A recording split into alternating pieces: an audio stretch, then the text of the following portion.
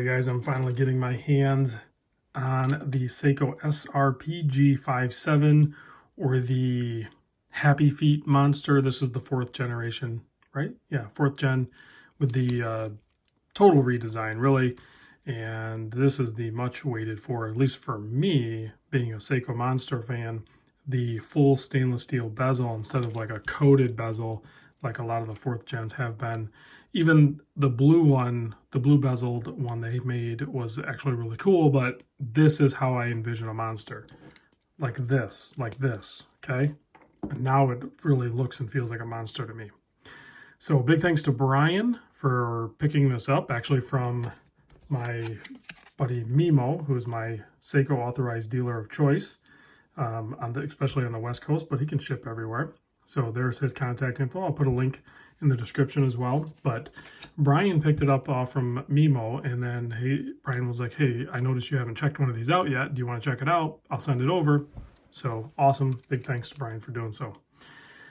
All right, let's get into this. This is a special edition, not a limited edition. What does that really mean? Well, when it comes to Seiko, limited edition is actually numbered, and it will be numbered on the case back, and then that's it, unless they do another run of it in a slightly different variant. But special edition, my understanding is they release it, it's not numbered, but they release it and they make it in that batch in that year, and that's pretty much it. They're not really going to revisit.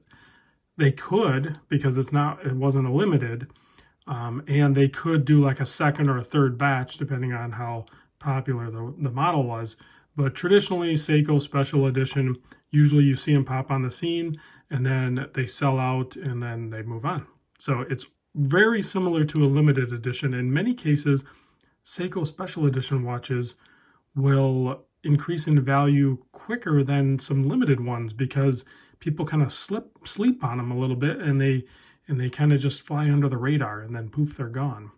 So that's the way that kind of works, and that's me talking to a bunch of different people and just kind of paying attention to the history of how Seiko releases it. So I could be wrong, but I suspect I'm pretty spot on. All right, case size. Because this case kind of like tapers on the side like a Reese's peanut butter cup or something. I haven't had one of those in a while. The base of it is like 40.6 millimeter. The top here is like 42 millimeter at the bezel. The lug to lug is just shy of under 49 millimeters, so like high 48.8 or something like that. Drilled lugs, of course, only 13.4 millimeter thick. That's not including the candy bar date magnifier. I'm talking about candy a lot. Candy bars and Reese's peanut butter cups. Gotta get, might have to go grab a bite after I do this video. 20 millimeter lug width here, and then it tapers to 20. I know that's confusing, right? So the lug width is 20, but immediately after that, the bracelet actually flares out to about 23.5 millimeter and then tapers back down to 20. So right back to where it started from. And then you have your dive extension here, the Seiko Notorious dive extension. You have a full stamped clasp, 4 micro joust double pushers. And there's no weird taper like I'll show you on the older 2nd gen one. But it ended up with a 20 mil clasp instead of an 18 mil clasp. So I can show you that real quick. So you have the wider clasp, but you don't have this, where is it? The weird jump, like right here, how it goes from there to the narrow. So they've eliminated that, if that makes sense. Take a look at the case back real quick. You can see it is labeled special edition, and it does have a serial number, but good luck decoding that. So made in Japan, you can see solid end links there, drilled, and they also have a recessed or access port for the spring bar. Seiko spring bars can be a little tricky sometimes to mess with. I highly recommend getting a very good spring bar tool or just use it from the access on the side. So this fitted piece here is a change from the previous generations as well. As you can see, this was just basically straight and then flared. This is a little more refined, I guess. But it also does slightly extend the lug to lug, but it is on such a downward angle that it's really not that big of a deal. Screw down crown, 200 meter water resist, all that good stuff. The part of the special edition on this is Save the Ocean sort of thing, and the dial on this is actually very cool. So it's supposed to mimic or inspired from the reflection of the ice in Antarctica, but also you'll see some ice chicken footprints there, otherwise known as penguins. And I think some people call this the happy feet. So that is really cool. I'm actually digging that. I know some people might be not on board with doing that sort of thing on a dial, but Seiko's known for doing really cool dials, whether it's just a certain colorway or, you know, a certain level of fun pop or flair on there. And this is just cool. I like it. I could definitely see owning one of these at some point, but not yet. Not quite there, but you can see nice brushed handset that also kind of helps reflect light. And then again, you're going to have a ton of lume on this. It's a Seiko, right? There's going to be a ton of lume. Hardlex crystal. I know, guys, it's not a sapphire. Retail price on this $525. So when it comes to Seikos, that's actually more on the affordable end of things. And I know what people are saying. $525 should have a sapphire. Guys, Seiko SKXs back in the day, Seiko Monsters, they all had retail prices of like $495 and stuff.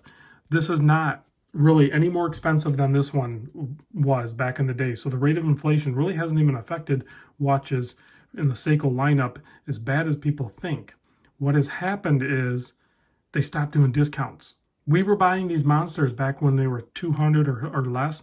That was like 50% off or better. Those are gone. The discounts are gone, guys. We're not doing discounts on watches anymore. Those days are gone. You're lucky if you can negotiate a, 5 to 15% maybe discount these days, and they're slowly going to slip away for a while anyway, and then we'll see how the market progresses. But so to say that $525 is too much for this, or it doesn't have a sapphire or whatever, I disagree.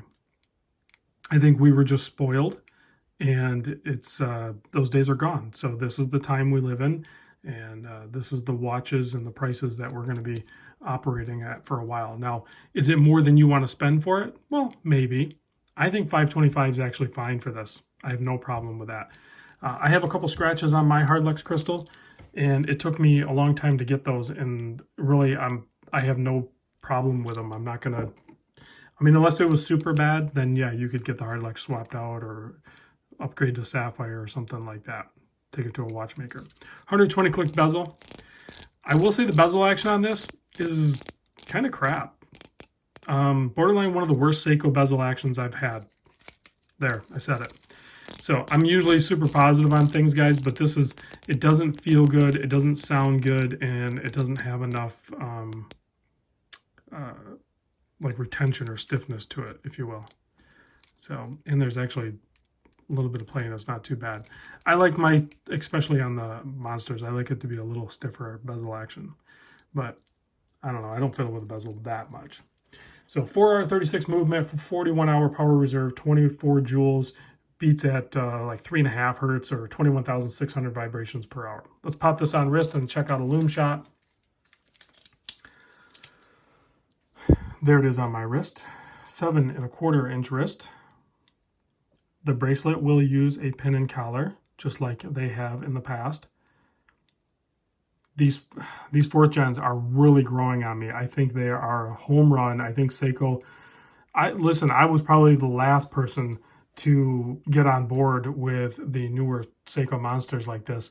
But if they're going to keep doing the stainless bezel like this and some other colorways and do some fun dials and stuff like that, I'm on board, 100% on board. Special edition, limited edition, I don't care. Throw as many at me as you want. I want to see them all. I think it's awesome. So let's kill the lights and check the lume on this.